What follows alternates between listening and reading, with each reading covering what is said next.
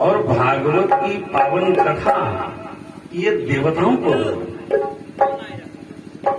भगवान ने जिसमें ब्रह्मा का प्राकट्य किया, तो ब्रह्मा भगवान से ये पूछ रहे हैं, जानना चाहते कि हमारा ये प्राकट्य क्यों हुआ, ये जन्म क्यों हुआ। तो ब्रह्मा जी ने जब तपस्या की तो ब्रह्मा जी को दो शब्द सुनाई पड़े, तप और पा, माने तप करो। यही बात भगवान शंकर ने रामचरितमानस में कही है पार्वती जी से कि तप आधार सब सृष्टि भवानी। तो तपस्या केवल माला जपना ही नहीं है, अपने शरीर को तपाना ही एक तपस्या है। किसान भी खेत में तपस्या कर रहा है, मजदूर मजदूरी में तपस्या कर रहा है। तो तपस्या का अर्थ लोग यही लगाते हैं कि भाई भगवान का भजन करो और माला जपो, यही भगवान की तपस्या है। लेकिन हमारा तो कहना यह है कि भगवान की तपस्या तो तब है जब भगवान के कहे हुए वचनों के अनुसार आप चले, अनुसरण करें। हम रामायण तो पढ़ते हैं लेकिन रामायण के नियमों का पालन हम नहीं करते। लोक विख्यात श्रीमद् भागवत नामक जो पुराण का प्रतिदिन श्रद्धा युक्त होकर श्रवण करता है और दूसरे को श्रवण करवाता है, तो भगवान ने कहा यही मेरे संतोष का कारण है। अगर भगवान का भजन करके आप संतोष धारण करते हो, सबूरी धारण करते हो, तो आपका कार्य सिद्ध है। और जो मनुष्य प्रतिदिन भागवत पुराण का पाठ करता है, उसे एक एक अक्षर के उच्चारण के साथ कपिला गोदान देने का पुण्य प्राप्त होता है।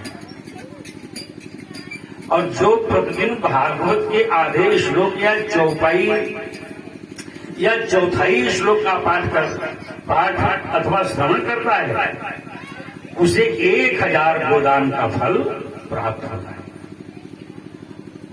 भगवान ने ब्रह्मा से कहा कि पुत्र, जो प्रतिदिन पवित्र चित्त होकर भागवत के एक श्लोक का पाठ करता है, वह मनुष्य 18 पुराणों के फल का अधिकारी हो जाता है।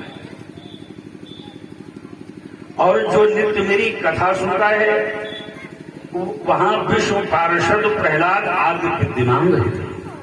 जहां भगवान की कथा होती है वहां पर सारे देवता अपना डेरा डाल देते हैं।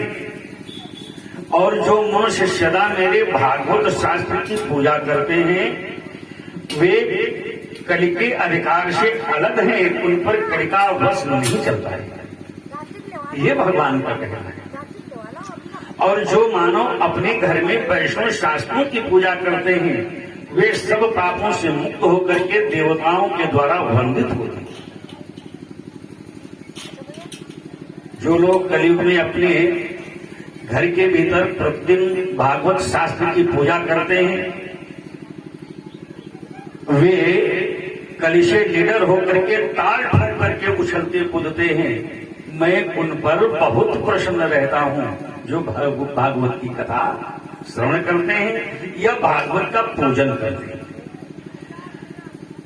भगवान ने ब्रह्मा जी से फिर कहा कि पुत्र, मनुष्य जितने दिनों तक अपने घर में भागवत शास्त्र रखता है, उसे उतने समय तक उसके पितर दूध, घी, मधु और मीठा जल पीते हैं। अगर तुम्हारे घर में रामायण रखी है, भागवत रखी है और उसकी आरती होती है, बंदन आप रोज करते हो, तो जब तक आरती बंदन पुराणों का आप करते रहोगे, तब तक आपके जो पुरखे बैकुंठ में रहते हैं या कहीं भी रहते हैं, उनको घी, शक्कर, मेवा वगैरह खाने को मिलता। और जो व्यक्ति भागवत शास्त्र को नमन करके नहीं बैठता है, तो 1 वर्ष की उसकी तपस्या नष्ट हो जाती है। इसलिए जब भागवत की कथा सुनने जाओ तो भागवत भगवान को नमन करके ही बैठना चाहिए। लेकिन आजकल आदमी जाता है, बैठ जाता है, कथा सुनता है, भागवत भगवान को नमन नहीं करता। अब यहां पर आप क्यों आते हो? यहां हम नहीं बैठे हैं, यहां पर भागवत भगवान का आगमन है। और जब भागवत भगवान का आगमन होता है तो सारे देवता वहां पर अपने आप आते हैं। और जो लोग विष्णु भक्त पुरुष को भक्ति पूर्वक भागवत शास्त्र समर्पण करते हैं, अगर किसी विद्वान को तुमने भागवत दान किया है, वे हजारों करोड़ कल्पों तक मेरे वैकुंठ में वास करते हैं। भगवान विष्णु ने ये बात कही। आप भले न कथा सुनो या न पढ़ो, उस आप जो है भागवत को विद्वान को दान कीजिएगा, तो दान करने से सैकड़ों वर्षों तक आप भगवान विष्णु के समीप में रहोगे। इसलिए उपवास कहा गया है। उपवास का मतलब भूखे रहना नहीं। हमारे भगवान ने दो चीजें किसी से नहीं कही। ये किसी से नहीं कहा कि तुम गृहस्थी में बसाओ, ये किसी से नहीं कहा। जो भक्त ऐसा हठ ठान गया उसको भगवान ने समझाया कि गृहस्थी बसाओ, धन्यो गृहस्थ आश्रम। इसीलिए भगवान किसी सन्यासी के घर में नहीं जाते, गृहस्थ के घर में जाते। और भगवान कहते आनंदित रहो, हमारी कथा श्रवण करो, यही मेरा आदेश और संदेश है। अगर आप सोचो इस संसार में आए हैं पूजा करके हम जीवन काट लेंगे, तो तुमको ये मालूम है कर्म प्रधान विश्व रच राखा, और जो जस करे सो तस फल। यहां पर आप जैसे कर्म करोगे, पुजारी चाहे जितने हो, चाहे जितने भगत हो, अगर कर्म तुम्हारे गलत हैं तो भगवान कहते मेरे कालदंड से तुम बच नहीं सकते। और व्यक्ति को ज्ञान कब होता है? व्यक्ति को ज्ञान होता है जब समय गुजर जाता है। अगर ऐसी बुद्धि हमारी अब होती तो पता नहीं हम क्या बन जाते। लेकिन रस तो फल में तब आता है जब डाल से छूटने का समय, भाई तभी तो अंबिया पकेगी। तो एक बार समझ लो, जो पक गया है वो डाल से छूटने का उसका समय आ गया है। तुम छोड़ोगे नहीं। आम जो है डाल को छोड़ना नहीं चाहता है, लेकिन इतना पक गया है, रस से इतना वजन हो गया है कि टबुआ से अपने आप छूट जाता है। आपने रात में बड़ी सुंदर पावन कथा सुनी। भगवान की याद तो आपत्ति में की जाती है, इसीलिए भगवान कृष्ण ने कहा कुंती से, बुआ कुछ मांग लो। तो बुआ ने कहा अगर देना चाहते हो तो आपत्ति दे लो। भगवान ने कहा आपत्ति? अरे आपत्ति बुआ तुम मांग रही हो? अरे राम राम राम राम, सुख मांग लो। सारी दुनिया सुख मांगती है। भाई मैं भगवान की कथा सुनता हूं और भगवान का पूजन करता हूं, तो भगवान से यही मांगता हूं कि प्रभु मुझे सुख और शांति दो। यही तो है ना। और भगवान से तुम क्या मांगो? जब कभी कथा सुनने जाओ, कहीं भी जाओ, तो भगवान से एक प्रार्थना करो, प्रभु हमें पैसा वैसा न दो, हम पैसा आपसे नहीं मांगते, लेकिन हमारी और हमारे परिवार वालों की बुद्धि ठीक रखो। और जब बुद्धि ठीक होगी तो जब तो क्या होगा?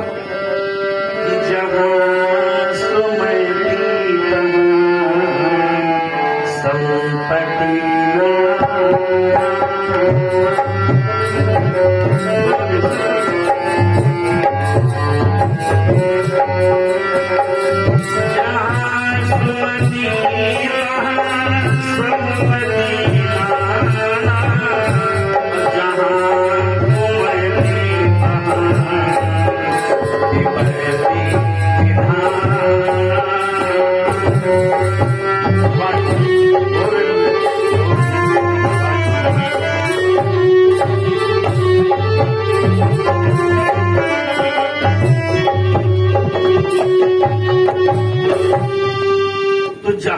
सुमति तहाँ संपत्ति नाना, और जहां कुमत तहाँ विपत्ति निधाना।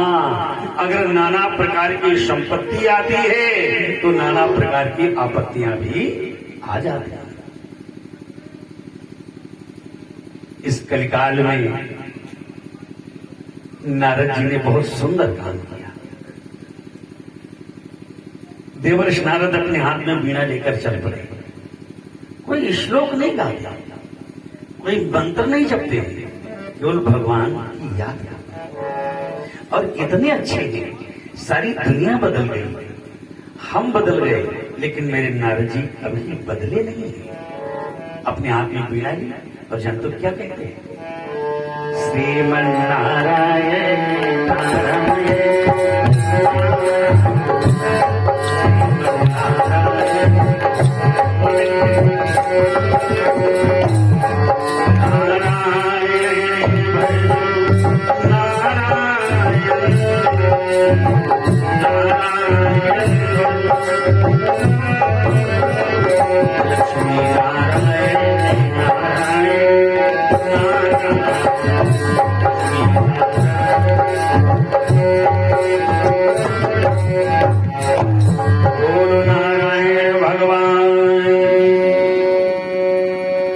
भ्रमण करते हुए विशालापुरी में पहुंचे जाना। विशालापुरी जिसे आप बद्रिकाश्रम के नाम से जानते हैं। जब उस बद्री वन में पहुंचे जाकर, बद्री का मतलब होता है बेर, बद्रिकाश्रम जहां बेरी का वन है। दूसरी बात, जो बद्रिकाश्रम है उसमें व्यास उनका आश्रम है, और व्यास जी ने उस बद्रिकाश्रम में पेड़ के नीचे 18 पुराणों का लेखन किया है। अगर आपसे कोई पूछे कि पुराने लिखी कहां गई, तो एक बेरी के नीचे बद्रिकाश्रम में ये 18 पुराने लिखी है। अगर आपसे कोई पूछे कि इनका प्रचार कहां से हुआ है, तो प्रचार बद्रिकाश्रम से नहीं हुआ, प्रचार नैमिष से हुआ है। कोई भी पुराण हो, चाहे सत्यनारायण की कथा क्यों न हो, उसका शुभारंभ नैमिष से हुआ है। इसीलिए तो नैमिष को कहा जाता है अति पुनीत। वो पुनीत नहीं, अति पुनीत, साधक सिद्धिदाता। अगर साधक को सिद्धि देने वाला है कोई तीर्थ, तो वो नैमिष है। क्योंकि दूसरा तीर्थ आपको मोक्ष दे सकता है, भगवान के दर्शन करा सकता है, लेकिन सिद्धि नहीं दे सकता है। जैसे तुम्हारा इंटर कॉलेज है, आपको विद्या देगा, सब देगा, पढ़ा देगा ये, लेकिन डिग्री नहीं दे सकता है। डिग्री तो इलाहाबाद से मिलेगी, डिग्री तो स्कूल में पढ़ रहे हैं, इसके नाम से भले आप जो है मार्कशीट आ जाए, लेकिन डिग्री इलाहाबाद से मिलेगी। ठीक उसी प्रकार से चाहे जिस तीर्थ में चले जाओ, आपको शांति और सिद्धि नैमिष से प्राप्त हो। हम नहीं कहते कि तीर्थ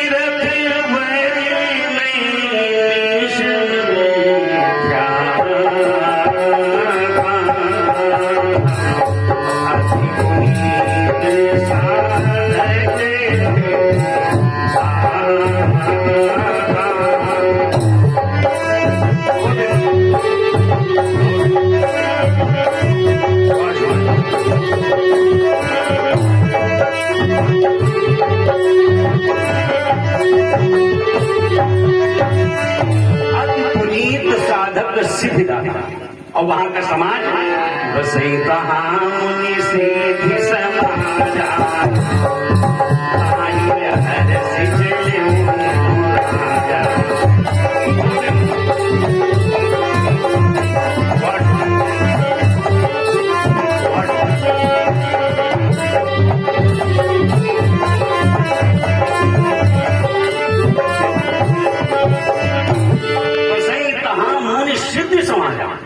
मुनियों का सिद्ध समाज है। ऐसे समाज में कथा सूत जी सुना रहे हैं सौनक 88,000 ऋषियों को। आज भी ऋषि वहां पर है, एक बार एक डीएम आ गया हमारे गुरुदेव भगवान के पास। नादान जी महाराज हमारे परम आराध्य, उनके चरणों में रहकर जीवन कटाया। और कैसे संत थे, आपने कभी दर्शन नहीं किया है। साक्षात वो सिद्धि की मूर्ति, और उन्होंने अपने लिए कुछ भी नहीं बनाया। तो डीएम ने कहा कि ये तुमने रेलवे की जमीन अगवा रखी है, ये तो सरकारी जमीन है, ये जमीन आपके नाम कैसे होगी? हाँ, अगर तुम 88,000 ऋषियों का दर्शन करा दो तो हम अपनी नौकरी जोखिम में डाल देंगे और ये जमीन में तुम्हारे नाम चढ़ा दूंगा। गुरुदेव भगवान ने कहा ठीक, मैं 88,000 ऋषियों का दर्शन करा दूंगा। अरे अब तो नेम्स बदल गया है, अब तो शहर हो गया है, कस्बा हो गया है, अब वो जंगल नहीं रह गया। पहले बहुत ब्यावा जंगल था जब हम लोग लड़कपन में यहां पढ़ते थे। उनको गोमूत्र पिलाया गया। गुरुदेव भगवान ललितांबा से हुए कि मां देखो, भगवान को मनाने का केवल एक ही तरीका है, भगवान कहते हैं मम गुण गावत पुलक शरीरा और गद गद कंठ नयन वाह मीरा। और जब ऐसा भाव होगा तब भगवान कहते हैं कि करो सदा दिल के रखवाली,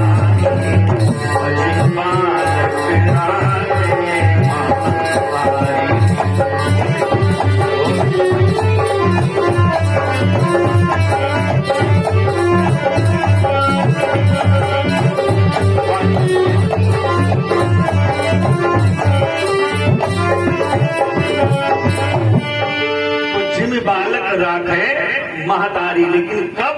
जब तुम बालक बन जाओ तब। बने हुआ बप्पा बैठे, विद्युता भगवान ही दिखाई दे। भगवान का तुम हमका कमलित का दिखाओ? ये चौपाई याद रखना, प्रभु जानत सब बिनहि जनाए,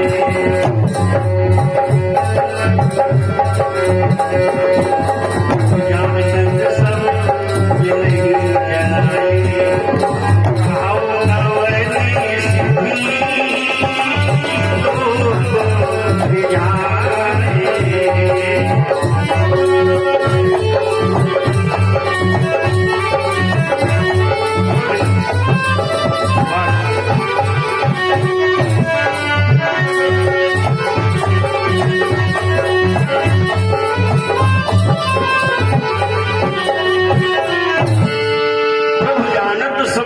जनाए।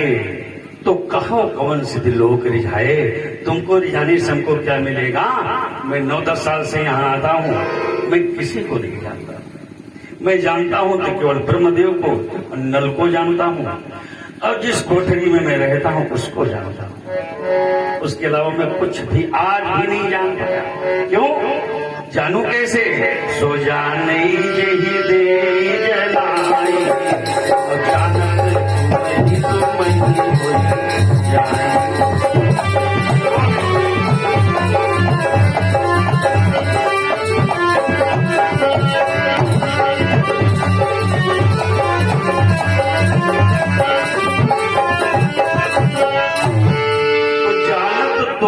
तुम्हें हो जाई, सो जाने जिह दे जनाई, जय का भगवान जने है, जी का अम्मा जने है, वह जानता है। तो हम तो अपनी अम्मा से कहते अम्मा, और हमें कुछ रुपया पैसा धन दौलत मुझे कुछ न दो, लेकिन ये बता दो कि मैं कब आती हूँ और कब जाती हूँ, इतना मुझे मालूम हो जाए। परीक्षित को मालूम था कि मेरा काल 7 दिन बाद आएगा, तो अपनी युक्ति सोचे, उपाय बना, उपाय किया। तो जब मुझे ये मालूम होगा कि फला दिन मैं जाऊंगा, तो मैं पहले से राम राम राम राम करना प्रारंभ कर दूंगा। अगर इस संसार को छोड़कर जाना है तो रुपया पैसा इसको इकट्ठा मत करो, राम राम धर्म जितना हो सके उस राम नाम धर्म को एकत्रित कीजिए। नारद जी की मुलाकात चारों कुआरों से हो। बद्रिकाश्रम में जब गए तो मैं गुरुदेव भगवान की बात कर रहा था। उन्होंने फिर अपनी तपस्या से ललितांबा की पावन कृपा से 88,000 जो ऋषि थे उनका दर्शन कराया, और जब दर्शन कराया तो द्रवित हो गए, सारी जमीन उनके नाम नहीं। तो कहने का तात्पर्य, जब व्यक्ति तपस्या करता है तो वहां की जमीन स्वतः सिद्ध हो जाती है। अब जो यहाँ की जमीन है, एक दिन नहीं कथा नहीं, 9 साल 10 साल बहुत हो गए, एक दशक बीत गया है इस धरती पर राम नाम की ध्वनि करते हुए, तो यहाँ की धरती पावन। अब हमारे जो देवर्षि नारद हैं, इन्होंने चारों कोर को ढूंढा नहीं, सदगुरु ढूंढना नहीं पड़ता है। एक बात याद रखना है, सारी चीजें चलकर मिलती हैं और सारा काम अपने आप होता है। एक छोटी सी बात मैं आपको बताऊं, इन बालों को काला रखने के लिए मैं कितना प्रयास कर रहा हूं कि हमारे बाल कभी सफेद न हो। तो हम दुनिया के हाय हाय लगाते हैं, लेकिन पता नहीं कभी ये बाल काले से श्वेत हो जाते हैं। जब तुम एक बाल का रंग नहीं रोक सकते हो, तो इंद्रियों को क्या रोकोगे? इंद्रिय तो बहुत बड़ी चीज है। जब एक बाल का रंग नहीं रोक पा रहे हो, तो इन बातों से आप समझ लो सारा काम अपने आप होता है, तुम्हारे करने से कुछ नहीं। तुम खाली हाय हाय बचे आओ और यो कहो कि चले हम जिंदा अंदर खाए लो, अब के बाद रोटी कहां पई हो। ये तुम्हारा ख्वाब है, कुतिया के पीछे लड़ा नहीं चलता। अरे तुम्हारे बाप जब गए थे तो क्या रोटी नहीं बनी थी? ये संसार की रीति है, जब एक हटता है तो दूसरा अधिकारी आता है। ये मत सोचो कि अब कौन चलाएगा, चलाने वाला तो कोई और है। सदगुरु का आगमन हुआ बद्रिकाश्रम में, चारों कुमार मिले। चारों कुमारों की अवस्था 5 वर्ष की है। किसके प्रभाव से? केवल श्री हरिशरणम के प्रभाव से। अगर चाहते हो कि मेरी जवानी रुके, तो पहली बात भगवती का पूजन करो, क्योंकि जितने अमर हैं, नौजवान हैं, वो भगवती के उपासक। भगवती में ये ताकत है, अमरत्व देने की ताकत भगवती में है। इसीलिए सीता जी कहती हैं, किससे? हनुमान जी से अजर अमर गुण निधि शुद्ध हो। राम जी नहीं कह पाए। राम जी के पास पावर है, लेकिन हमारी अम्मा के पास उद्भव स्थित श्रृंगार कारिणी क्लेश हारिणी, 3-4 काम हमारी अम्मा के पास है, और इन देवताओं के पास एक। श्री हरिशरणम का जाप करते हैं तो 5 वर्ष के बने हैं, लेकिन बहुत समय गुजर गया है। नारद, क्या बात है, बड़े उदास हो, काहे मारे मारे घूम रहे हो? नारद जी की आंखों में आंसू आ गए। नारद जी ने कहा कि मैं आपसे सत्संग करने के लिए आया था, तो सत्संग करो। महाराज, क्या मैं सत्संग करूं? हमको अपना कोई दुख नहीं है। संत अपने दुख से दुखी नहीं होता है, पर दुख द्रवई सो संत पुनीता। वही पुनीत संत है जो पर दुख में द्रवित हो जाए, अपने दुख में निज परिताप द्रवहि नवनीता। अपने दुख में तो सारी दुनिया अहम पृथ्वी या तो ज्ञात्वा सर्वोत्तमा निधि। नारद जी ने कहा, मेरे कुमारों, सारी पृथ्वी पर हम हो पाए। मैंने लड़कपन से देखा संसार में चलकर, मैं 5 वर्ष की अवस्था से विचरण कर रहा हूं, आज यहां तो कल वहां। मैंने संसार में बड़ी विचित्र दशाएं देखी। तो नारद जी ने कहा कि मैं समस्त तीर्थों में गया और वहां मुझे जानते हो क्या दिखाई पड़ा? सत्यम नास्ति। व्यर्थ में आदमी झूठ बोल रहा है। सत्यम नास्ति तथा संशम, तपस्या नहीं। ब्रह्मदेव को प्रसाद में कब चढ़ाऊंगा? जब ब्रह्मदेव हमारे द्वारे पर भैंसी बांध दे, क्योंकि मैंने भैंस मांगी थी। ये ब्रह्मदेव, अगर हमारे घर में भैंस आ जाएगी तो मैं आपको प्रसाद चढ़ाऊंगा, वो भी बाद में, पहले नहीं। और आप किसी के यहां मजदूरी करने जाते हो तो एडवांस ले लेते हो कि पहले मजदूरी हमका लाओ और वही के बाद हम आएंगे। तो तपस्या भी केवल स्वार्थ बस है, और जब आदमी का काम सिद्ध हो गया तो उसने उद्यापन कर दिया कि अब ये व्रत हमारा छूट गया। अब आप सोचो कैसी आपकी दोस्ती है, अगर तुम्हारी पत्नी तुम्हारा उद्यापन कर दे तो साल 2 साल प्रेम से रहे, उसके बाद कह दे कि अब उद्यापन का मतलब छोटू। अब ये के बाद ये काम नहीं होगा। लेकिन ये बात मुझे अच्छी नहीं, सहारा बनो तो उम्र भर का बनो, 4 दिन का सहारा सहारा। सत्यम नास्ति तपा संशम। आजकल पवित्रता नाम की चीज नहीं। धोबी के घर का कपड़ा साफ तो है लेकिन पवित्र नहीं। कांच का गिलास साफ है लेकिन पवित्र नहीं। आजकल की थालियां जो है आदमी खाता है, क्या चली थालियां, ये थालियां हैं साफ हैं लेकिन पवित्र नहीं। तो अब ये सोच भी नहीं, पवित्रता नहीं। सत्यम नास्ति तपा सोचम। दया दानम न विद्यते। न तो दया है न तो दान। दान भी है तो कहीं जो व्रत की चीज है कि वो दे। एक बात याद रखना, अगर खेत में बेकार का बेसार डालोगे तो चैत में हलो हलो करोगे, क्योंकि तुम्हारा बेसार बेकार। वैसे ही दान अगर तुमने व्रत की चीज की तो आपको व्रत की चीज मिलेगी। हमारी माताएं जगन्नाथ में कथा कहते हैं, उसमें एक वृक्ष ने भगवान से पूछा कि मेरे में फल तो बड़े सुंदर आते हैं लेकिन सड़ जाते हैं। तो भगवान ने बताया कि तूने जीवन में कभी किसी को बढ़िया चीज नहीं दी, और जब बढ़िया चीज तुमने दी नहीं है, जब तुम्हारी शकल बढ़िया नहीं है, तो शीशा कैसे कह दे कि तुम राजकुमार हो? क्योंकि तुम्हारा जो चेहरा है वो गलत बात कहता है, तो शीशा सत्य बोलता है। शीशा कहता है कि तुम गलत हो, चेहरा धोए करके फिर आओ। वैसे भगवान सत्य। नारद जी ने कहा चलते चलते हम यमुना के किनारे पर पहुंचे जाकर के, तो मैंने देखा क्या तथा आश्चर्य मया दृष्टम सूर्यताम तद मुनीश्वर। हे मुनीश्वर, मैंने बहुत बड़ा आश्चर्य देखा। भाई बोलो क्या आश्चर्य? उन्होंने कहा यमुना के किनारे 16 साल की एक बालिका और उसकी गोद में 2 वृद्धों के सर, वो क्यों रुदन करने उच्चर करने रो रही। कौतूहल जो है, कौतूहल, बस हम भी वहां पर पहुंच गए, कौतूहल हुआ वहां पर। अब कौतूहल को देख करके हम भी जो है उस कौतुक को देखने के लिए पहुंच गए, जो कुलाल बने सो। नारद जी ने कहा जब मैं वहां पर गया तो उस बालिका को देखकर मुझे बहुत दया लगी, और उस बालिका ने हमको देखा और बाबा से बोली, भो साधु क्षरम तिष्ठ, थोड़ी देर रुक जाओ, और आपके दर्शन से मुझे शांति प्राप्त होती है। इसलिए गोस्वामी बाबा ने कहा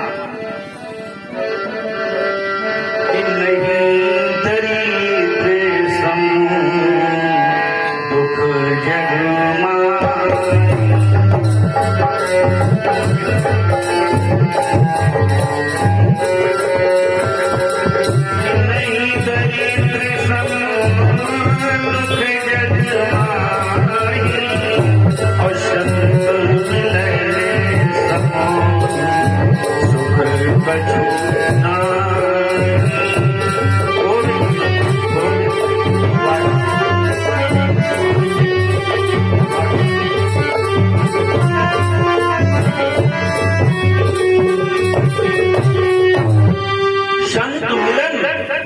संत का मिलन हो जाए, बोले चाहे भले ना, लेकिन संत का मिलन हो जाए तो दर्शनम तब लोकस्य सर्वथा धारम परम। दर्शन मात्र से जितने पाप हैं वो नष्ट हो जाते हैं। दर्शन में इतना आनंद है। बाबा थोड़ी देर ठहर जाओ। तो बाबा ने कभी किया तुम हो कौन, अब ये तुम्हारे कौन है? तो उस बालिका ने कहा हम इनकी अम्मा हैं और ये हमारे दोनों बेटों हैं। लगता है बीच में डंक मार दिया। नारद जी चौंक गए। नारद जी ने कहा तू अम्मा है, ये तेरे बेटवा है, लेकिन तू तो 16 साल की है और तेरे बेटवा ये 90 साल की है, क्या लगते वगते हैं क्या? उस बालिका ने कहा लगते नहीं, हमारे गर्भ से इनका जन्म हुआ है। तो जन्म हुआ है बेटी, हमारे समझ में बात आई नहीं। तो बालिका बोली अहम भक्ति रीति ख्याता इमो में तनयम मतौ ज्ञान वैराग्य नामानो काल योगे न जर्जरो। हमारा नाम भक्ति है और ये हमारे दोनों बेटे ज्ञान और वैराग्य। और बिटिया ये सैकड़ों ये जो नारियां तुम्हारे पर खाडुलाती ये कौन है? तो उस भक्ति ने कहा गंगाद्या जमुनश्येमा मत सेवारथा समागता। हमको व्याकुल देखकर गंगा जमुना सरस्वती जो सैकड़ों नदियां हैं ये बालिका का रूप रखकर हमारे ऊपर पंखा डुलाने। इस बात को जरा गौर से समझना, गौर से सुनना। जहां पर भगवान की भक्ति होती है वहां गंगा जमुना सरस्वती चलकर अपने आप घेरा डाल देती हैं। इसीलिए रविदास की कहावत सिद्ध है, मन चंगा तो कटौती में गंगा। अगर मन चंगा नहीं तो गंगा जी वहां पर भी नहीं जहां पर रहेगी। तो जहां भगवान की भक्ति हो वहां पर गंगा जमुना सरस्वती सब अपना अपना रूप बदल करके सेवा करने के लिए जाती हैं। इसका सुख हम लोग भोगते हैं। जब तो कैसे, जब कभी जेठ में कार्यक्रम होता है तो देहात में तो अक्सर दोपहर में प्रोग्राम होता है 1 बजे से 3 बजे तक, और जेठ में लूक भी 1 बजे से 3 बजे तक चलती है। ग्रामीण लोग सत्तारी भी है तो बोले पंडित जी चालू हो जाओ, तो पंडित जी चालू हो गए दोपहर। अब आप सोचो लूक चल रही है, ऊपर से सूर्य भगवान तप रहे हैं और एक कोमल हृदय वाला चीत्कार कर रहा है, वह 15-20 मिनट नहीं 3-3, 4-4 घंटा बोल रहा। तो अब आप सोचो कलेजा जलने लगता है, तब भगवती अमृत की वर्षा करती है। इसीलिए मैं तो कहता हूं कि तुमको देखने से मुझे क्या मिलेगा? अगर मुझे आंखें लड़ानी है, आंखें चार करनी है, तुम्हें भगवान से आंखें चार करनी है कि सन्मुख हो जीव मोही जब ही। अगर मैं संसार से आंखें लड़ाऊंगा तो मुझे जेल जाना पड़ेगा। अगर संसार से आंखें लड़ाई तो जेल का दरवाजा खुला है। अगर भगवान से लड़ाओगे तो इस कैद से छूट जाओगे। कि सन्मुख हो जीव मोही जब ही, तो जन्म कोटि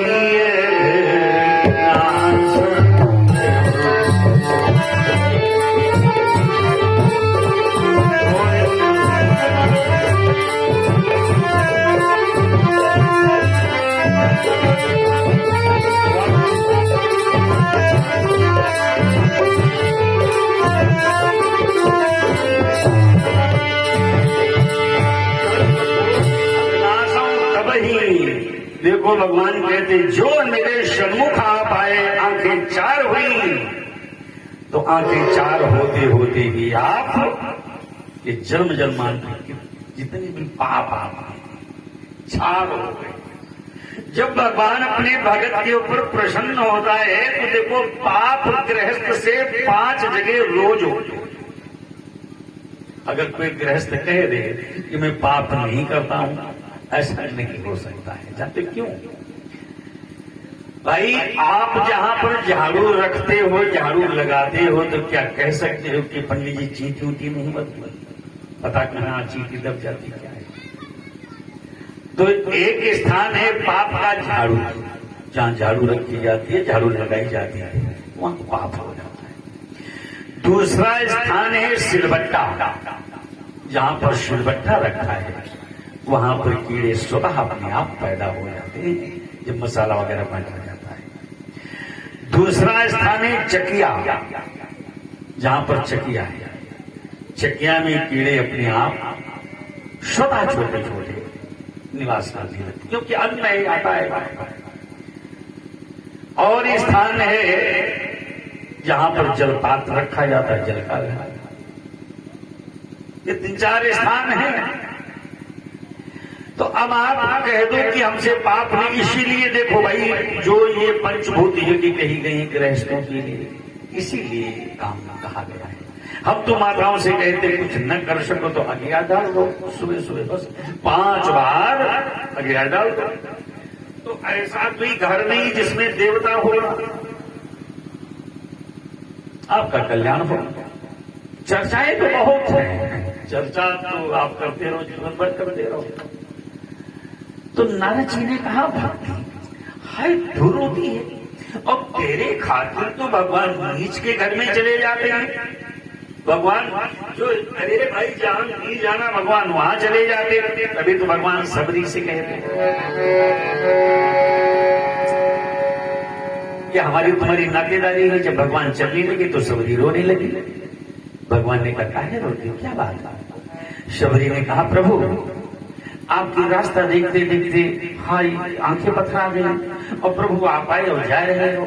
भगवान ने कहा हमारी तुम्हारी नातेदारी है, और नातेदार जाता थोड़ा है, नातेदार विदाई लेता है, जैसे हमारी आपकी नातेदारी।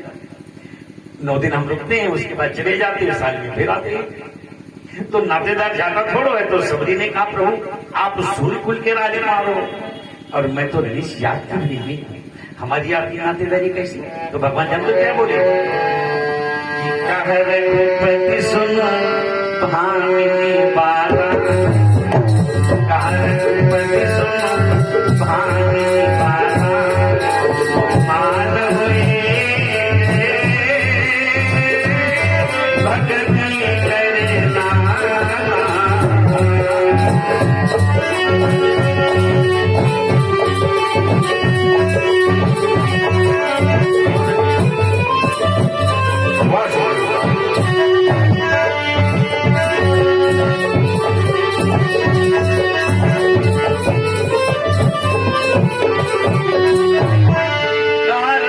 सुनो भामिनी बाधा मानो एक भगति कर नादा।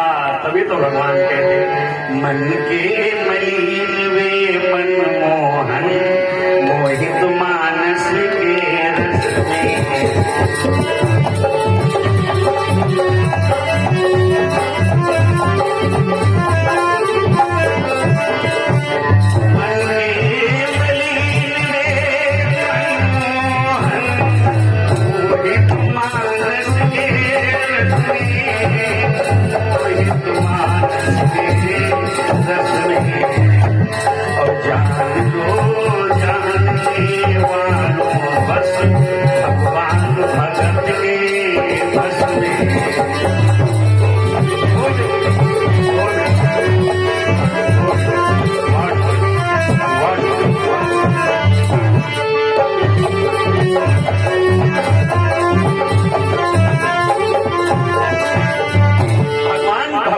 रस में। भूत रहते हैं, इसलिए भगवान ने भागवत में कहा अहम भक्त पराधीनो, मैं भक्ति के पराधीन रहता हूँ। और जब भक्त से कोई पाप हो जाता है तो भगवान जानते क्या करते हैं, भुना हुआ बेसार बना देते।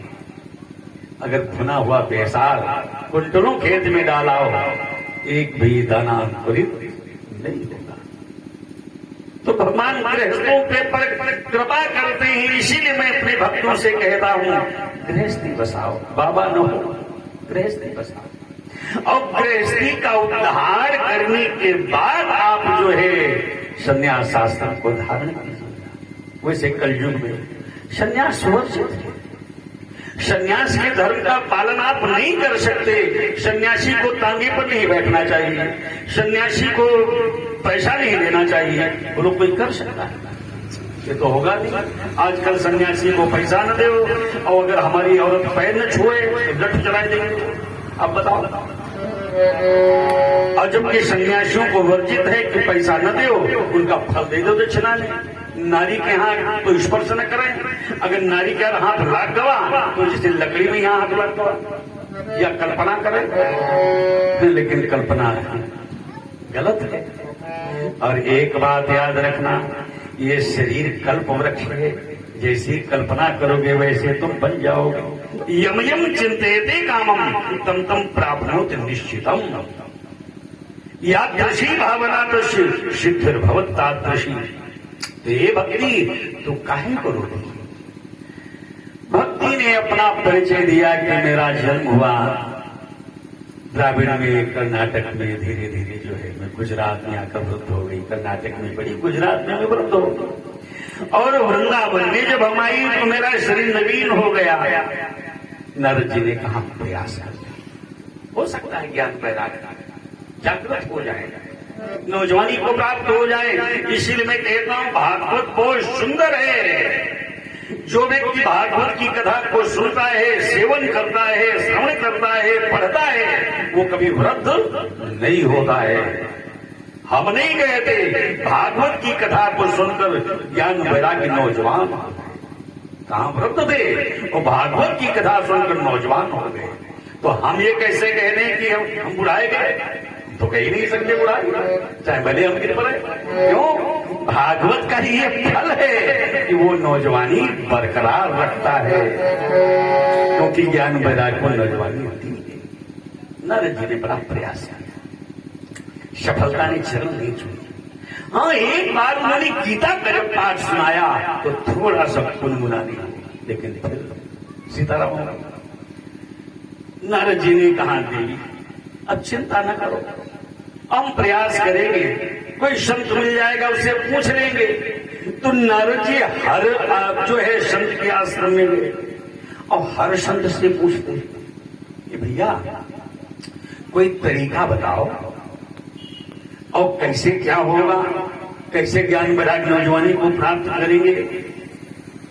तो कोई संत कुछ कहता है, कोई कुछ कहता है, कोई कुछ कहता है, सबके विचार अलग अलग है। लेकिन शंकर जी का विचार एक है। शंकर जी का विचार जानते क्या है? कि उमा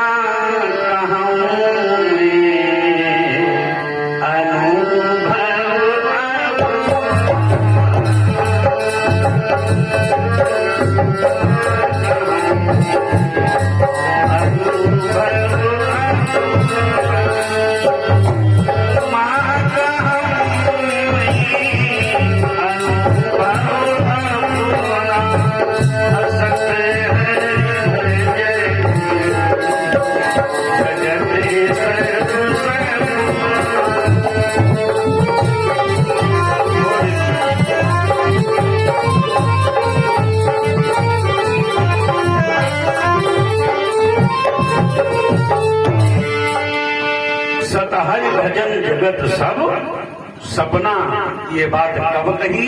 जब पूरी रामायण सुना डाली तब। इसका मतलब है कि राम नाम का ही तत्व शेष है संसार में। दो ही अक्षरों से सारा काम बना है। शरीर भी दो अक्षरों का, देह द्वि अक्षर, सर दो अक्षर, कान दो अक्षर, आंख दो अक्षर, नाक दो अक्षर, मुंह दो अक्षर, पैर दो अक्षर, पेट दो अक्षर। तो दो अक्षर का ही तो जीवन है, इसलिए इसको दुनिया कहा जाता है। यहाँ दो जीव है, पाप और पुण्य, सुख और दुख, दिन और रात, नर और नारी है, तो दो ही का मामला। हेलो, बोलो कृष्णचंद्र भगवान की। आकाशवाणी हुई, नारद जी परेशान मत हो, संत के द्वारा बात मालूम हो। अब भैया संत तो सब है, और संत का स्वभाव होता है कि सरल स्वभाव न मन को दिलाई, और यथा लाभ संतोष सदाई। इसी चिंता में भ्रमण करते हुए नारद जी बद्रिकाश्रम में पहुंचे थे। ये चर्चा मैंने शुरुआत में आपको बताई। चारों कुमारियों से मुलाकात हुई तो सनत कुमार जी ने पूछा कि हे ब्रह्मा के मानसिक पुत्र, क्या बात है बताओ तो। उन्होंने कहा चिंता का कारण ये है कि वो भक्ति के दो बेटे वृद्ध हो गए। कोई है तरीका तुम्हारे पास? तो सनत कुमार जी ने पूछा क्या क्या सुनाया तुमने? बोले वेद वेदांत घोषैष गीता पाठ प्रबोधितम। मैंने वेद वेदांत गीता पाठ में सबको सुना था, नौजवानी को प्राप्त नहीं। सनत कुमार जी ने कहा क्या तुमने भागवत सुनाई? नारद जी ने कहा तुमको भी भागवत की पड़ी है। अरे जब वेद वेदांत गीता पाठ आज नहीं कर सके तो तुम्हारी भागवत क्या करेगी? सनत कुमार जी ने कहा तुम्हें नहीं मालूम, बहुत बड़ा तत्व है इस भागवत में कि ए मानवा पाप कृतास्तु सर्वदा। जो मानव हर वक्त पाप में रत रहता है, तरह तरह के लोग पाप करते हैं, निरंतर दुराचार में ही तत्पर रहते हैं। ए मानवा पाप कृतास्तु सर्वदा सदा दुराचार रता विमार्गा अक्रोधाग्नि दग्धा कुटिलाश कामिनः और सप्ताह यज्ञ न कलो पुनन्ति ते। जो क्रोध की अग्नि में जलता रहता है, जो कुटिल है, कामी है, अगर ऐसा भी व्यक्ति भागवत की कथा सुनता है तो सप्ताह यज्ञ न कलो पुनन्ति ते, वो पुनीत हो जाता है। सत्येन हीना पितमात्र दोष कहा। जीवन भर जिसने झूठ बोला हो, माता पिता की सेवा न की हो, वो भी भागवत की कथा सुनता तो भी पुनीत हो जाता है। इसलिए हर व्यक्ति को चाहिए कि साप्ताहिक कथा को श्रवण करे। नारद जी ने कहा तुम्हारी बात तो बहुत बढ़िया है, लेकिन इसको किसी ने सुना होना है या हमें को तुम बताए रहे हो? तो सनत कुमार जी ने कहा अत्रम ते कीर्तिष्यामि इतिहासं पुरातनम यस्य श्रवण मात्रेण पापहानि प्रजायते। मैं तुमको एक पुराना इतिहास बता रहा हूं। तुंगभद्रा नदी के किनारे एक आत्मदेव नाम का ब्राह्मण 7 मंजिल का दुकान मकान बनाकर निवास करने लगा। 7 मंजिल की उसकी कोठी थी, क्योंकि शरीर में 7 ही भाग होते हैं, 7 ही दिन होते हैं, 7 ही कांड हैं। इसलिए साप्ताहिक कथा हुई है, एक एक भाग का उन्होंने वर्णन किया है सुखदेव जी ने, इसलिए साप्ताहिक कथा। देखो भाई, अगर कलयुग में धर्म से सिद्धि चाहते हो तो कलयुग में अनुष्ठान लंबा नहीं करना चाहिए। पहली बात सोचो कि महीना भी मैंने किया कि हम करें तो तुम्हारे जगनाई जागा हो जाएगी वहां, क्योंकि महीना भी मैंने कोई दिन ये हो तो भाई 4 दिन बाद तो व्यवस्था चोरे हाल जाती है और तुम महीना भर व्यवस्था कैसे कर पाओगे? तो किसी पंडित से, किसी ब्राह्मण से, किसी आचार्य से तुम लड़ जाओगे, मामला करना हो जाए। वासुदेव वासुदेव वासुदेव वासुदेव वासुदेव, ये हनुमान जी मन है थोड़ो, या तो इनका इसे रख दे हुआ है, ये प्रसाद इधर रख दो, वासुदेव वासुदेव। और हमते प्रसाद दूर धरे हो, क्योंकि ये प्रसाद ले जाइए हमको नो चुकी है तो हम वो चाहे प्रीति धरिए। बोलो शंकर भगवान की। 2 बार सबने राम राम करो। श्री राम जय राम जय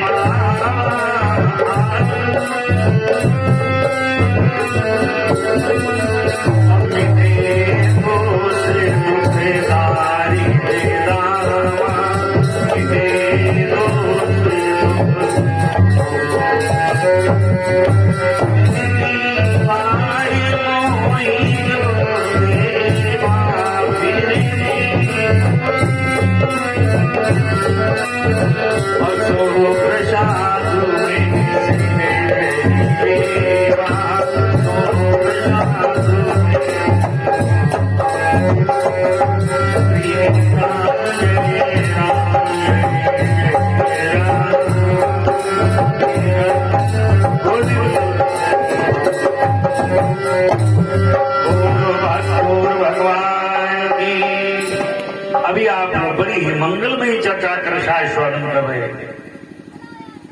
आत्मदेव तुंगभद्रा नदी के किनारे निवास करते हैं। ये तुंगभद्रा नदी है क्या? तुंगभद्रा जानते हो क्या है? हम तुम की कलिकाल में नदी। झगड़ा कहाँ है? जहां हम तुम का मामला, और जब तक हम तुम का मामला नहीं होता है तब तक वैमनस्य नहीं होता है। ये भगवान की कृपा है। हमारे जो प्राचीन काल के ब्राह्मण होते थे, यायावर होते थे, माने वो भिक्षावृत्ति से अपना जीवन काटते थे। प्राचीन काल के ब्राह्मण खेती नहीं करते, खेती नहीं जोतते थे, वो वैदिक कर्म करते थे, उसी के अनुसार अपना जीवन यापन करते थे। तो भिक्षुक बनकर के अपना जीवन काटते हो। भिक्षुको विद्वान लोग प्रिया धन लोग स्मृता, और विद्वान ज्योति वही भाष करा। बहुत बड़े विद्वान थे आपके। विवाह धुंधली राम की सुंदर सी पत्नी कितने आई। पत्नी तो बड़ी सुंदर है। आजकल लोग जानते हैं क्या कहते हैं? बिटिया को भैया देख लो। अब आप सोचो, 16 साल का नौजवान वो लड़की को क्या देखेगा? वो तो खाली शक्ल देखता है कि हमारी होने वाली जो भार्या है, पत्नी सुंदर है, बड़ी बड़ी आंखों वाली है। अब के लक्षण का है क्योंकि उसकी बुद्धि नहीं मत जाएगा। हम तो कहते हैं कि भाई अगर देखना है तो कोई बुजुर्ग देखे लड़की को, वो शक्ल नहीं देखेगा, वो चाल देखेगा। इसकी चाल क्या है, इसकी उठक बैठक क्या है? अरे देखना तो ये है। अब वहां लड़के से कहते हो कि देख आओ, अब देख लो, पसंद कर लो। इसलिए तो कोर्ट मैरिज यानी जो विवाह होते उसके बाद हाय आए होती, क्योंकि तुम तो शक्ल पर मर गए। चिकने चुपड़े मनींद्रे मुंह फट्टा मन ही अच्छा है, और इन उजले उजले बबुलनते बरसाती मेढ़ुका अच्छा है, और इन ऊंचे ऊंचे मालमते बुद्धि की मड़िया अच्छा है। सुंदरता लेकर मैं क्या करूंगा? प्रिया च भार्या प्रियवादिनी, पत्नी प्रिय है, लेकिन कब? जब आप प्रिय बोले तब। यमुनाई की लट हो जाएगा हरि के बैठे थे। हम कहीं भोजन नहीं करेंगे तो पत्नी कहती बच्चे जाओ, बच्चे ले। हम क्या जाए, संबंध मधुर नहीं होंगे। पत्नी हो और प्रिय बोलने वाली। तो धुंधली जानते हो कैसी है? अपनी बात पर अड़ जाने वाली है। जिस बात पर अड़ जाए, हाँ फिर काम वो आए करीब। कुछ होते हैं अड़ियल स्वभाव के, कुछ होते हैं इंसान। तो हमारे जो आत्मदेव हैं, आत्मदेव ने अपने मन में विचार किया कि चलो कोई बात नहीं, और आज नहीं समझेगी तो कल समझ जाएगी, कल नहीं समझेगी तो परसों समझ जाएगी, और जिसको समझना नहीं है वो जिंदगी भर नहीं समझेगा। मैं देख रहा हूं लोग राम और सीता का उदाहरण देते हैं कि हमारी पत्नी सीता जैसी होनी चाहिए, पहले राम बनो तो तुम। और हमारी जो है ये बहनें सोचा करती कि हमारा पति राम हो, अरे तुम सीता तो बनो। तुम्हारे में वो भाव नहीं है। जब भाव नहीं है तो खाली कहानी याद रखो। आजकल ऐसा कोई आदमी नहीं जो ब्रह्म ज्ञानी न हो, खाली बातों का है, बातों से ब्रह्म ज्ञान सिखाता है और उसकी क्रिया में कुछ भी नहीं। मैं बड़े बड़े ब्राह्मणों को देखता हूं, इन वक्ताओं को मैं देखता हूं, आचार्यों को, और मैं इन संतों को देखता हूं। ये जनते कब उठते हैं? जब दिन के 8 बज जाते। अब आप सोचो, अगर सती संत को किसने स्नान करते देख लिया तो समझ लो उसकी तपस्या नष्ट हो गई। जो असली संत है उसको नहाते नहीं देख सकते, जो सती है उसको भी स्नान करते हुए कभी आप नहीं दे सकते, कि उनका समय ही कुछ वैसा है कि उस समय तुम जागृति में नहीं हो। ये है भगवान की पावन कृपा। तो हमारे आत्मदेव ने अपने मन में विचार किया कि कौन हाय हाय करेगा, एक बेटवा हो जाए उसके बाद हम बाबा हो जाएंगे। और ये तुमको मालूम है, मन जीती नहीं हो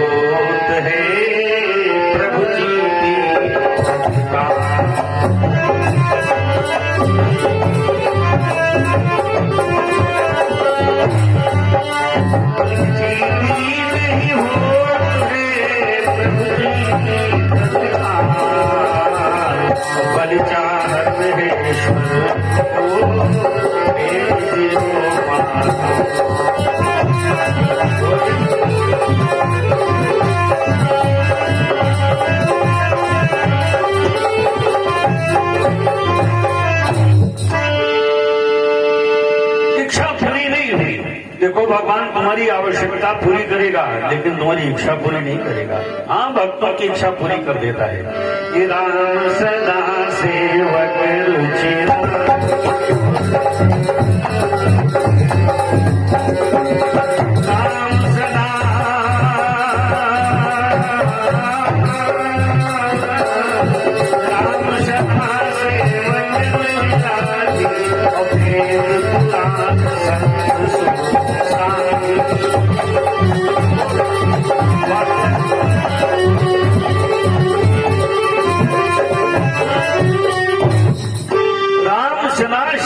रुचिरा भगवान अपने भक्तों की इच्छा देखा करते कब? जब उनकी इच्छा का दमन हो जाता है। एक बात याद रखना, अगर भगवान का भजन ज्यादा करोगे तुम्हारी इच्छा का चली बैठी इच्छा का दमन, और जब तुम्हारी इच्छा का दमन हो जाए तो भगवान का रसगुल्ला खा लो, बर्फी खा लो, रबड़ी खा लो, तब का खा ले। जब वो मुनविलय चल रहा है तो का खा ले, और जले मन चलते तरह राम सदाशिव पुरुष राखना। हमारे आत्मदेव अपने परिवार से बिलबिल आते हैं, परेशान। जब पत्नी मन की नहीं होती, बालक मन का नहीं होता, तब आदमी को गृहस्थी से वैराग्य होता है। और जब तक ये परिवार उनका मानत नहीं है तब तक असली भगवान के भगत तुम नहीं हो सकते। तो एक बात याद रखना, जब तुम्हारे ऊपर भगवान कृपा करेगा तो परिवार तुमका गरियावे लगी। जब परिवार तुमको अनाप शनाप कहने लगे, तुम्हारा अपमान करने लगे, तो समझ लो भगवान की हमारे ऊपर कृपा होने लगी है। और जब तक ये परिवार अनाप शनाप न कहे तो समझ लो भगवान अब हमसे बहुत दूर है। इनकी सबकी ममता भगवान के चरणों में सौंप दो, ये इससे तुम्हारा उद्धार नहीं होगा। भाई मैं जो बना रहा हूं, पैसा कमा रहा हूं, ये तुम्हारे साथ नहीं जाएगा, यही रह जाएगा।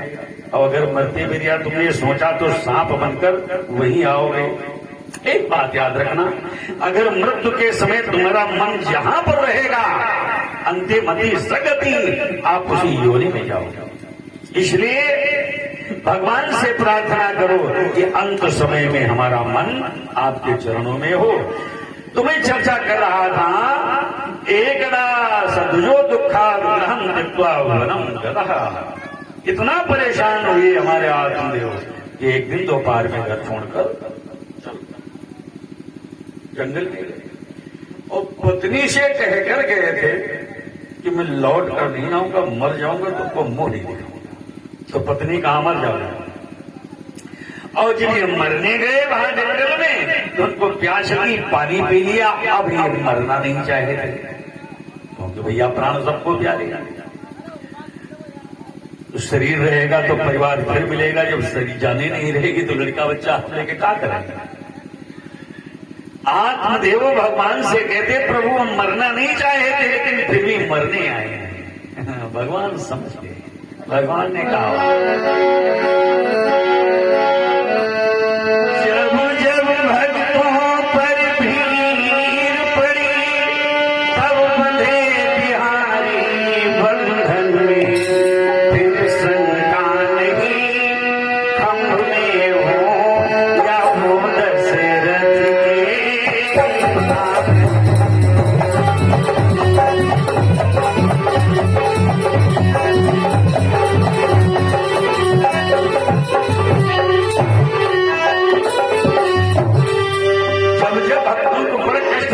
भगवान घोर कराते हैं। चाहे जहां से आवे, चाहे जैसे प्रकट हो, भगवान प्रकट होता है। जो फांसी लगाने का प्रयास किया भगवान प्रकट हो गए। भगवान बोले कथम रोदश विप्रतम, काहे रो रहे हो, क्या बात है। भगवान के चरणों में गिर पड़ा। उसने कहा महाराज पाल्यते या मया धेनु सा बंध्या सर्वथा भव्य।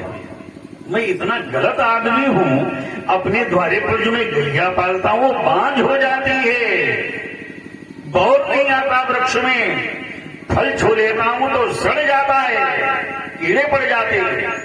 हम बहुत गलत आदमी, हमारे घर में कोई संतान नहीं है। प्रभु ये सुनता हूं जो पापी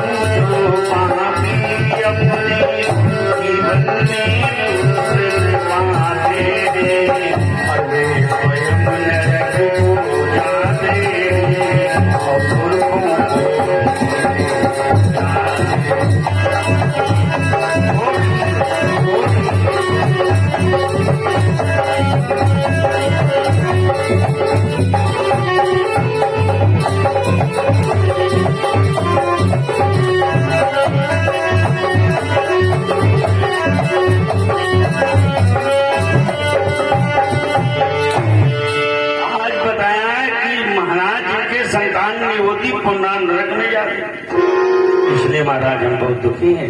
अरे भगवान ने कहा परिवार के चक्कर में काहे पड़े रहो, ये परिवार साथ नहीं देता। नारी भी बढ़ेगी तो केवल मकान तक, परिवार के लोग चलेंगे तो केवल मसान तक, मित्र भी बढ़ेंगे तो गंगा के जल बिंदु पान तक, और पुत्र भी हक निभाएगा तो केवल अग्निदान तक। उसके आगे कुछ नहीं, उसके आगे जल्दी क्या है, बस वही राम राम सीताराम, वही साथ देगा। इसलिए भगवान का भजन करो, परिवार के चक्कर में न पड़ो। भगवान ने कहा एक राजा थे चित्रकेत, वो परिवार के चक्कर में पड़े और फिर उसमें सन गए और पुत्र भी उनका नहीं हुआ। काहे परिवार के चक्कर में पड़े? तो आत्मदेव ने कहा गीता का ज्ञान मत दो, अगर शक्ति है तो आशीर्वाद। भगवान ने कहा ऐसे नहीं माने गए, एक फल दिया, जाओ अपनी पत्नी को खिला देना, सुंदर बालक जन्मेगा। फल लेकर के आए, धुंधली से कहा तो धुंधली ने कहा मरने गए थे, मर ना पाए, आफत ले आए। चलो ठीक है, आले में रख दो, और जो काम से फुर्सत मिलेगी तो हम बच लेंगे। आत्मदेव चले गए, नदी के किनारे बैठकर राम राम करते। अब पत्नी ने दोपहर में लिया फल और आंगन में बैठकर रोने लगी, और जब रोना प्रारंभ किया तो टोला बोला कि माताएं इकट्ठा हो गई। उसमें उसकी चचेरी बहन आई थी, उनके 4-5 लड़का थे, एक पुत्र उसके गोद में था और एक उसके गर्भ में था। तो उसने सोचा कि 4-5 पुत्रों को मैं कैसे पालूंगी, और गर्भ में भी बालक है, अगर कोई गोद ले ले तो अच्छी बात है। उसने अपने बहन से पूछा, बहन क्या बात है, बड़ा उदास हो। तो बहन ने कहा मरने गए थे, मर नहीं पाए, और वहां से फल ले आए हैं, और ये बहना मेरे पति ने कहा जो फल का भक्षण करेगा सुंदर बालक जन्मे। तो मैं तो बहुत परेशान हो गया। बंध्या बातें दबा नारी सुखनी चेत में मती, जो बांझ है विधवा है बड़ी खुशहाल। चचेरी बहन ने मौका देखा, उसने कहा बहना चिंता न करो, हमारे गर्भ में बालक पल रहा है, उसको तुम ले लो, हमारे पति को पैसा दे दो, अब तुम कमरा में बंद हो जाओ। तो धुंधली ने कहा फिर फल को क्या किया जाए, ये माताएं तो बड़ी चालाक हैं। जहां 4-5 माताएं इकट्ठा होती हैं वहां प्रपंच के अलावा और कोई बात नहीं, भगवान की चर्चा नहीं, वो घरेलू चर्चाएं होती हैं कि तुम धोती कितने की, जी तुमने मंगाई है, और क्या हुआ, दुनिया क्या आया वहां पर। तो इन चीजों से कल्याण तो होता नहीं है। अब वो फल जो है गैया के चरने में फेंक दिया गया। तभी तो मैं कहता हूं तकदीर में लिखा है तो तदबीर क्या करे। तकदीर में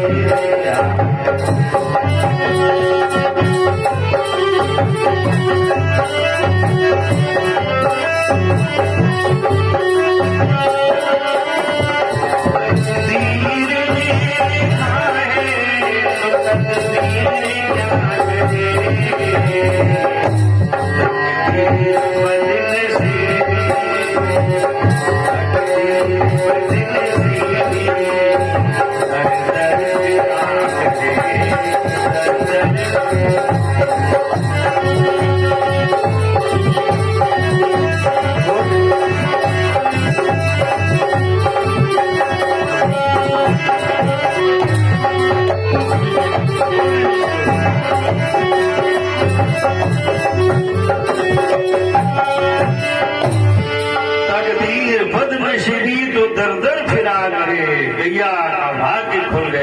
भाग्योदय हो गया है, चन्नी में फल फेंक दिया गया। यहाँ तो छल प्रपंच हो रहा है। आप समझ लो छल प्रपंच का काम क्यों बढ़िया होता है, चाहे अपना काम हो चाहे मेरा काम हो। भगवान भी कहते हैं छल प्रपंची मुझे प्यारा नहीं होता है, निर्मल मन जो सो मोहि पावा। भगवान तभी तो कहते हैं सुग्रीव से सुग्रीव, अगर विभीषण पापी होता तो मेरे सामने नहीं आता, अगर मेरे सामने आया है तो इसका मतलब ये धर्मात्मा है। तो भगवान के सन्मुख अगर तुम चले गए हो तो तुम्हारे सारे अपराध क्षमा हो गए। आज बड़े प्यार से सखियों ने आपस में मीटिंग किया और छल प्रपंच का जो बालक जन्मा वो धुंधली की गोद में डाल दिया गया।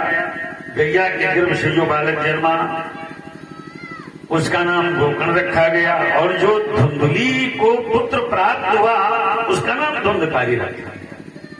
दोनों के लक्षण अलग अलग हैं। एक राम राम कर रहा है तो एक गरियाता है। कुछ ऐसे ही होते हैं, दो भाई होते, एक राम राम करता एक नाम सना पड़ता। पिता तो चले गए काशी को, माता मौत के घाट उतार दी गई। जो बालक अत्याचारी होता है तो माता पिता को बहुत कष्ट देता है। हमारे धुंधकारी जो है वैश्याओं की संगति करते, वैश्याओं के चक्कर में फंसकर बेमौत मारे, प्रेत बन गया। प्रेत योनि होती, लेकिन प्रेत रहता कहां है? अगर तुमसे कोई कह दे तुम्हारे घर में रहता है, मान लोगे? हाँ, नहीं मानोगे। हम तुम ठीक कहते हो, किसी के घर में प्रेत नहीं रहता। हम नहीं कहते, भागवत कहती है प्रेत रहता कहां है। वात्यारूप धरो नित्यम धावन दश दिशोत्तरम सीता तपः परिक्लिष्टो निराहारो पिपासिता। चाहे गर्मी हो चाहे बरसात हो, मरुस्थल में रहता, मैदान में रहता है प्रेत, और दौड़ा दौड़ा घुमा करता है, एक जगह नहीं टिकता, वायु का रूप रखकर दौड़ता है। हाँ, प्रेत में एक खासियत होती है कि प्रेत मनमाना शरीर धारण कर लेता है। ये प्रेत में खासियत है। जब हमारे गोकर्ण जी काशी से पढ़ करके आए तो धुंधकारी से मुलाकात हुई। धुंधकारी ने अपना परिचय दिया, अहम राधा तुल्योष्मी धुंधकारी नामता, और अपने कर्मों से हम प्रेत बन गए हैं, आप उद्धार करो। तो उन्होंने कहा कि तुम्हारे खातिर हम गया में श्राद्ध वगैरह कराए। तो धुंधकारी ने कहा, गया श्राद्ध नापी मुक्ति में न भविष्य, 100 बार तुम हमारी गया कर आओ फिर भी मुक्ति नहीं होगी। अगर तुम कोई दूसरा उपाय जानते हो तो करो। सूर्य भगवान से प्रार्थना किया। सूर्य भगवान ने कहा कि साप्ताहिक भागवत सुनाओ जाकर। बड़े प्यार से साप्ताहिक भागवत सुनाई। 7वां दिन हुआ, जो 7 गांठी का बांस गाड़ा गया था उसकी गांठियां फट गई सातों। शंख चक्र गदा पद्म लेकर प्रकट हुआ। भागवत को उसने नमन किया। मैंने देखा है, दृश्य भी देखे हैं। मैं एक जगह पर कथा हो रही थी, एक फ्यूज राड रखा था और जो 7वां दिन हुआ राड अपने आप फट गया। उसको टच नहीं किया किसी, अपने आप वो फट गया। एक जगह पर कथा हो रही थी तो 2.5-3 किलो का पपीता लगा था। ज्यों रात में कथा समाप्त हुई, धड़ाम बिना हवा बहाई के फूट करके। ये सारे प्रमाण हैं, लेकिन नेत्राभ्याम देवेश दर्पणम किम करिष्यति। जब आप आंखों से अंधे हो तो शीशा की कोई लाभ नहीं। भगवान तुम्हारे सामने रहता, लेकिन मैं देखना नहीं चाहता। सामने सबके प्रभु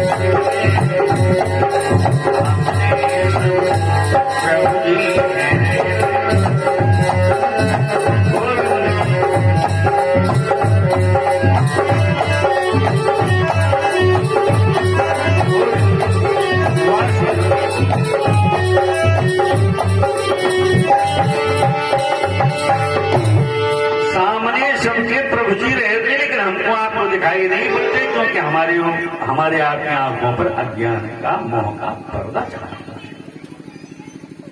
मोक्ष गति होगी धुंधकारी भागवत सुनकर।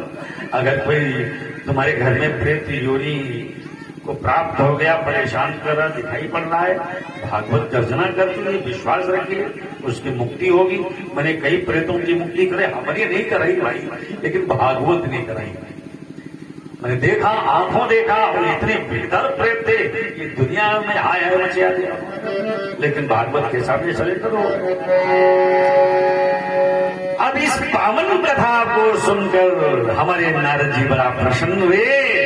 जनक कुमार जी ने कहा, चारों कुमारों ने कहा, मैं बद्रिकाश्रम से चलूं, और उनसे कह यमुना के किनारे चलो तुम, और जो है जहां पर मुलाकात हो जाए, वृंदावन से चले वो, जहां मुलाकात हो जाएगी वही कथा होगी। तो हरिद्वार में मुलाकात हुई और बड़े प्यार से कथा हुई, और कथा का समापन हुआ। उसमें भगवान विष्णु का आगमन हुआ। भगवान विष्णु ने नारद जी से कहा, मांग लो क्या चाहते हो। नारद जी ने कहा, सरकार जैसे हमारी कथा में पधारे हो ऐसे सबकी कथा में पधारो। तो तभी से मतलोक में कथा होती। भगवान आते हैं ये सत्य है, अगर भगवान आते नहीं हैं तो यहाँ बैठे क्यों। अभी कथा हो जाएगी, उसके बाद हम रुकेंगे तो कोई नहीं आएगा। ये भगवान की पावन कृपा है। अब तो शुभारंभ हुआ है, आप आओ, अपने दोस्तों को लाओ, अपने घर वालों को लाओ, और इस कथा को माने इस यज्ञ को संपन्न बनाओ, माने उसको सफल बनाओ। ये तुम्हारा काम है, ये ब्रह्मदेव की कथा है, ब्रह्मदेव का आयोजन है, लेकिन पैसा तुमको देना पड़ेगा, सहायता तुमको देनी पड़ेगी, और सहायता करोगे, ये मुझे विश्वास है। जब आप इतने दिन से करते चले आए हो तो ये इस साल भी करोगे। बोलो शंकर भगवान की। इसी के साथ मैं अपनी वाणी को विराम देता हूँ, और 2 बार भगवान का पावन नाम, और उसके बाद अग्रिम चर्चा।